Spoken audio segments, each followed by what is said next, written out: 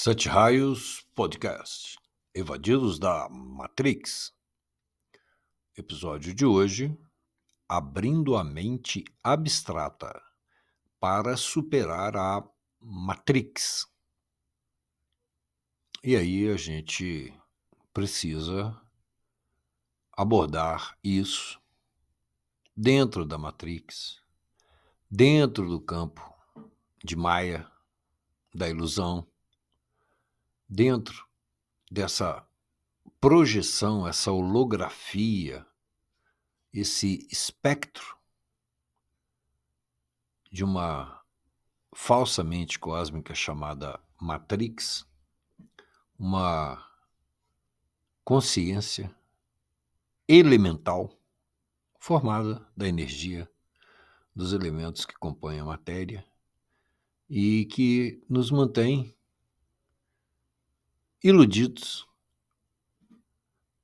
nos mantém confusos, nos mantém afastado daquilo que a tradição, os antigos, as grandes cabeças de milhares e milhares de anos para trás e as cabeças correspondentes, né, desse percurso de muitos milhares de anos para trás até agora, e que perceberam tudo isso, mas no meio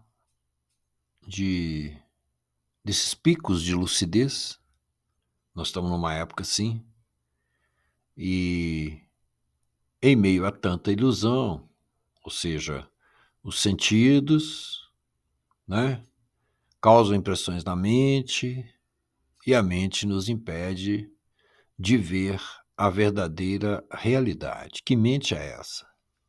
Nós estamos falando da mente concreta, né? Então, no meio de tanta ilusão, que é a ilusão própria da Matrix, da projeção, dessa falsa mente cósmica, a gente precisa falar com muito realismo que a mente concreta, que é uma aquisição maravilhosa, proposta, sustentada e mantida até hoje, né, pelo iluminismo, esse período que ainda faz valer os seus princípios, né, com tanta informação, com 30 anos já de internet, uma grande difusão bibliotecária, bibliotécnica, bibliofilosófica, bibliocientífica, comportamental, 30 anos e a gente continua sem querer, porque há um condicionamento enorme de séculos e séculos se guardando coisa na memória e puxando para frente, para o raciocínio, para dizer que isso é isso e aquilo é aquilo. E aí o garoto, né? A garota, o outro, a outra. E aí, num dado momento, está na escola e a escola é ruim, muito ruim. O processo de escolarização vem cronicamente em decadência e puxando os indivíduos para baixo. É como se tivesse o universo inteiro para perceber, aí te puxam para a natureza. Você tem a natureza inteira para perceber, aí focam na cidade. Você tem a cidade inteira para perceber, focam na estrada de ferro. É um termo tão engraçado, né? Aquele caminho que o trem passa chama estrada de ferro. E você tem a estrada de ferro inteira para olhar, não, mas querem que você foque no trilho. E agora a gente está de olho, assim, no metal do trilho, né? Achando vantagem olhar para dentro do metal do trilho e falar, mas era minério. É uma maneira irônica, né, de falar disso, mas, na verdade, vem se provendo já há muitas e muitas gerações, mais de 50 gerações, um racionalismo cru, fundamentado num materialismo empobrecedor da sensibilidade, da capacidade investigativa que é própria de uma mente de posse dos seus atributos inúmeros, que não é só a razão, a memória, uma dedução aqui, uma criatividadezinha ali, não, são 72 atributos da mente e foram se apagando esse conhecimento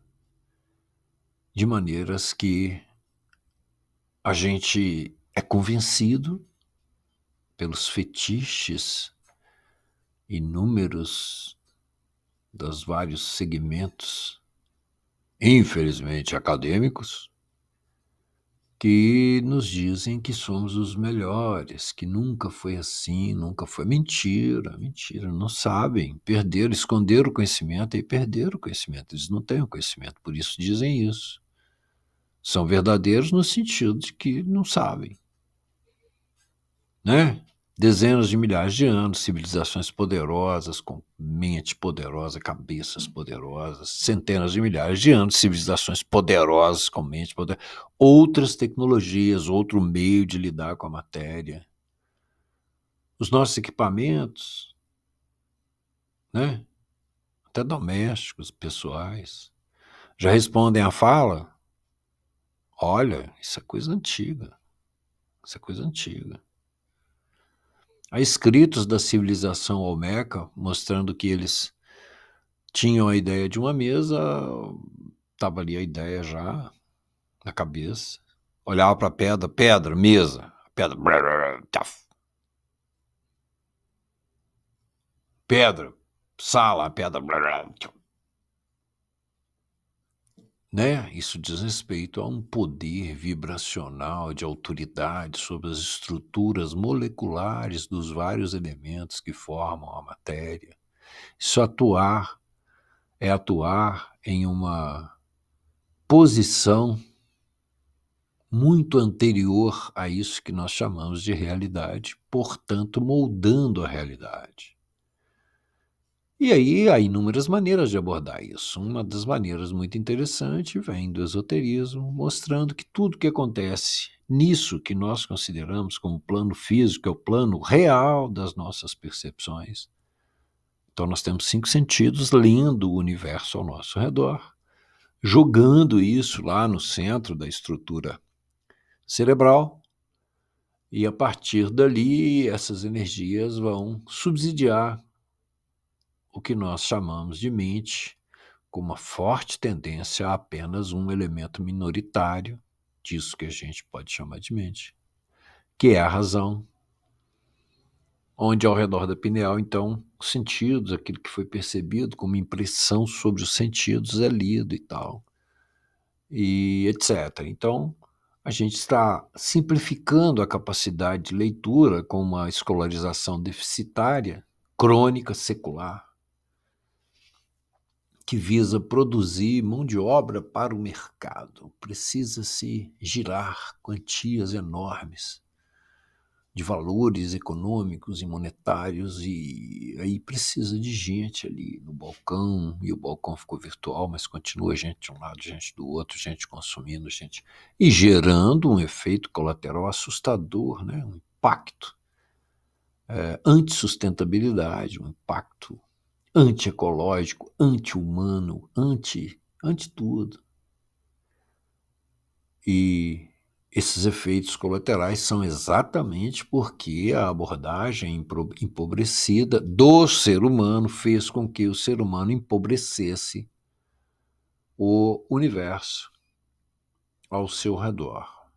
Tudo o que nós fazemos, desde a mais longínqua origem em planos superiores da existência, da vida, da manifestação, da inteligência universal, é transformar a natureza. Mas, aqui, no plano do mundo, o que se faz, na verdade, é acabar com a natureza, né? Inúmeras civilizações assim sucumbiram. Então, é preciso trabalhar com uma mente antiga, com uma mente que funciona alinhada com a inteligência cósmica, sem efeitos colaterais. Essa mente existe, ela é chamada lá no Bhagavad Gita por Krishna, que é o Jesus Cristo, o grande professor, o grande iniciado, a grande figura lá do épico hindu, o Bhagavad Gita, que é Krishna. E ele fala para Arjuna, o seu aprendiz, seu neófito, seu iniciando, seu iniciado, de que a supermente é que porta a solução do problema. Então, como se faz para abrir a mente abstrata? Naturalmente, superando a mente concreta. Para então, com a mente abstrata aberta, superarmos a Matrix. Em primeiro lugar, precisamos saber o que falam em escritos muito antigos, que nós chamamos de Matrix, hoje em dia é o espírito do mundo, ou espíritos mundos, que é, na verdade, uma grande máquina eletromagnética que funciona por ação e reação, por carência, demanda e supressão de carência, supressão de demanda. Se for muito para cima dela, ela descarrega igual aquela pintura do Goya, dois monstros gigantes brigando, são duas nações em guerra. Lá em cima, nas energias, é como se fossem dois gigantes ali, boxeando um ao outro ali. Essa maneira mítica de ver as coisas também é válida, ela nos leva a uma imagem. E se observarmos essa imagem de dois gigantes se degladiando, a gente vê que a guerra é. Mas guerra é o que nós fazemos de melhor. Infelizmente, a nossa genética, as matrizes que foram usadas para fazer essa montagem, né, chamada organismo, né, onde é produzido ali dentro uma pessoa, né, você tem um corpo, que é esse organismo, ele tem qualidades de hardware, que é esse organismo, e qualidade de software. E esse software, ele está pronto, junto com o hardware. Então, 7 anos, o corpo físico está pronto. Presume-se, então, que o software também está pronto. Mas aí você tem que produzir ali uma escolarização a título de sobrevivência daquele ser.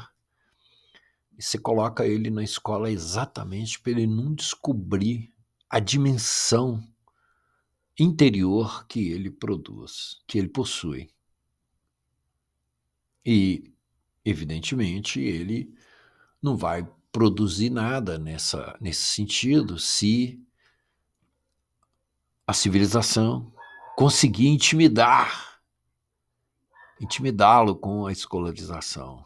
Infelizmente, é o que acontece. E, na verdade, a razão disso é impedir a abertura de uma oitava superior desse ser, que é a espiritualidade ou universalidade, que é o acesso a conhecimentos antigos e muito poderosos no sentido de se descortinar a realidade, primeiro, da missão que qualquer ser tem, que é caminhar numa linha em direção a quem o criou, a quem o gerou.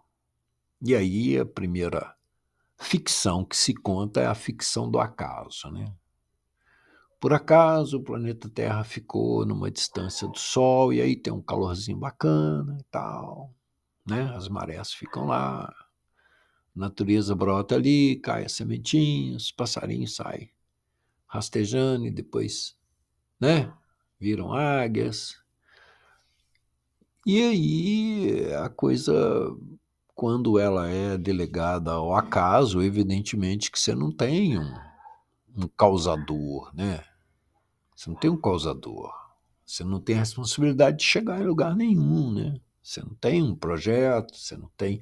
E aí some-se boa parte do conhecimento e até da capacidade de investigar, né? De inquirir, de querer saber. E a gente, nessa nossa vibe de querer contar, precisamos colocar que, primeiro, esse espírito do mundo, ou a Matrix, tem uma garra, igual está lá no filme, aquilo na coluna vertebral do ser ali e tal. Passa do hardware para o software, né? Porque ali ele sai, ele nasce, desce para dentro ali, ele sai do útero lá, múltiplo, né? Eletromecânico e pá, tchum, naqueles tubos e sai lá embaixo. E aí ele já está enquadrado no mercado de trabalho, já, né? Carregando o lixo dos seus senhores para fora do recinto. Esses tentáculos, eles estão muito bem enfiados em qualquer ser, né? Mineral, vegetal, animal, humano, em qualquer ser na forma de um elemento transformador profundo chamado morte. Então, para se vencer o espírito do mundo, tem que vencer esses tentáculos poderosos que estão de posse da transformação da matéria e dos seres compostos dessa matéria provisória. E para se vencer isso, é primeiro necessário se reconstruir os corpos imediatos, ao número de 4, o físico, o de energia vital, etérica, segundo, físico primeiro, segundo, etérico, terceiro, da imantação dos astros. É uma outra coisa assim que não consideram, porque abre um campo de poder, um campo de se lidar com forças assustadoras, se entender que a Lua, por exemplo, é aceita, influencia as marés, o ciclo menstrual das mulheres, o crescimento das plantas, a textura da pele, um monte de coisa. Então a Lua tudo bem. Mas assim não se vai fundo nessa força astral. A Lua é um astro, força astral da Lua. E também não se considera a força astral dos outros astros. Poderosos, tem astro aí milhões de vezes maior do que o planeta Terra, mas não pode, não falam. E não se questiona como a resultante dessa imantação, imantar, o ímã não tem aquela auréola de força ali e tal. É isso, a resultante dessa imantação desses vários astros cria uma força chamada força astral. Então o planeta Terra está inundado dessa força. Cada átomo material está inundado de uma réplica de si mesmo, de energia etérica, átomo físico, átomo etérico, átomo astral e, por fim, um átomo mental ou universal, porque você tem uma resultante também de força universal imantando tudo, de maneira que esse recorte quádruplo que se replica ali entre os 4 iguais, interpenetrando ali, engendrados é o termo usado no esoterismo ocidental, a Terra possui, então, esse engendramento quádruplo desses 4 corpos, os seres humanos também. E é preciso, então, uma força que não seja de dentro da Matrix, não seja desse universo, não seja submetida a essa transformação do tempo chamada morte, não seja submetida ao espírito do mundo, para com essa força se reconstruir átomo a átomo, o ser na sua quadruplicidade inicialmente, porque o negócio é 7 mesmo. Ele precisa ser reconstruído na sua setuplicidade. Então, a primeira coisa para se abrir a mente abstrata é focar na semente divina, na centelha espiritual, na centelha do espírito, né, chamada assim em muitas tradições, no átomo semente, na semente de mostarda, na flor de lótus, na rosa, né, a tradição ocidental que chama de rosa essa semente, esse fóton poderoso, esse átomo poderoso que está onde está o coração humano. E é passível de fissão. No podcast de ontem nós falamos como no final do dia cósmico, onde nós estamos, uma força, o quinto éter, sai lá do centro da galáxia, do centro do universo, do centro do multiverso e alcança esse ponto focal, esse ponto de motricidade, de força, de beleza, de inteligência, de poder, de tudo, que está onde está o coração humano. E aí, a partir dessa fissão, essa força mexe com a pessoa, e a pessoa vai achar esses conhecimentos. E isso começa a fazer sentido. Isso começa a fazer sentido. Porque essa força já está ali percorrendo, chega à caixa craniana, possibilita entendimento, ela desce para o sistema sanguíneo e possibilita uma aquisição orgânica dessa convicção, e a pessoa está vivendo isso. Isso é aquilo que os antigos viveram, que está nas literaturas reservadas, ou seja, cuja comunicação está ali guardada por meio de chaves, então são chamados de sagradas por isso. E nessas literaturas, essas coisas estão lá escritas. Né? Fala-se de renascimento, falando dessa reconstrução, fala-se de ars reconstructio, a grande arte magna, ou ars magna da reconstrução, ars reconstructio, a arte da reconstrução humana. E aí precisa-se, inicialmente, produzir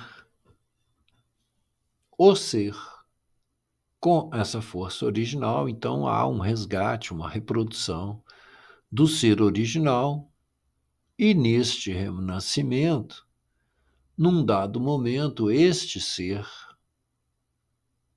essa pessoa que está se dedicando, fazendo ali o seu dia a dia social, responsabilidade com seus semelhantes, com o Estado, com os impostos, com aquilo que tem que produzir, fingindo que não está percebendo essa onda do iluminismo pegando até hoje.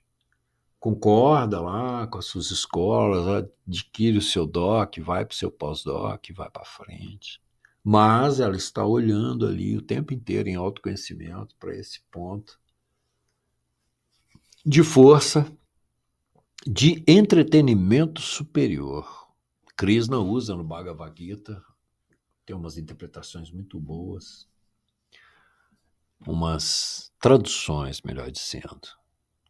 No caso lá dos hindus, as interpretações são chamadas de Vedantas, né? Você tem os Vedas ou Vedas e tem os Vedantas, que são as interpretações. Eu quis dizer tradução. E em alguma tradução muito boa, coloca-se, a partir de Krishna, que este é o entretenimento superior, que é estar focado em Atman para que isso abra lá em cima o que Krishna também chamou lá de supermente, que é a mente abstrata. Essa mente abstrata, ela é capaz de lidar com conhecimentos muito antigos. Esses conhecimentos estão por detrás de símbolos, estão por detrás de palavras, as palavras têm seus significados, estão por detrás de imagens, as imagens nos trazem sentidos figurados, por isso as parábolas, né? Jesus de Nazaré falava em parábolas ali, os seus discípulos falavam, por que para nós?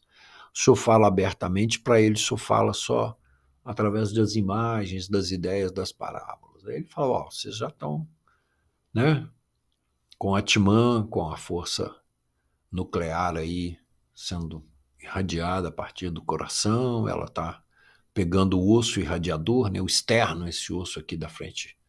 No meio do peito se chama sternum irradiador, né, os gregos lá antigos, aprendendo no Egito, deram esse nome. E irradiando, vocês já estão irradiando isso já chega à cabeça, já dá para ter um entendimento. Então, para vocês eu falo claramente, para eles tem que ser em sentido figurado, mas a supermente é que consegue ler esse sentido figurado e fazer essa tradução. E, por fim, essa comunicação das palavras para as imagens e das imagens para as ideias consegue trazer um bloco de verdade para esse pesquisador, para esse investigador, para esse estudante, como se fala na Ásia e também na Ásia Antiga, a Blavatsky veio trazendo muito disso e difundiu aí pelo Ocidente inteiro. Esse estudante, então, ele pode avançar entendendo as ideias a partir agora de uma comunicação por ideias. E a primeira ideia é que existem mesmo duas metades do mundo. A metade que nós estamos e a metade desconhecida. E nós, por um problema cósmico, cientistas poderosos chamados anjos, entre aspas, essa é a imagem, este é o sentido figurado, estávamos seguindo esses caras e caímos para dentro da Matrix. Esse foi o resultado. Ou seja, estamos do lado de cá e precisamos novamente ir para o lado de lá. Para ir para o lado de lá, tem que reconstruir os corpos com força do lado de lá. E a reconstrução dos corpos é o vencer a morte.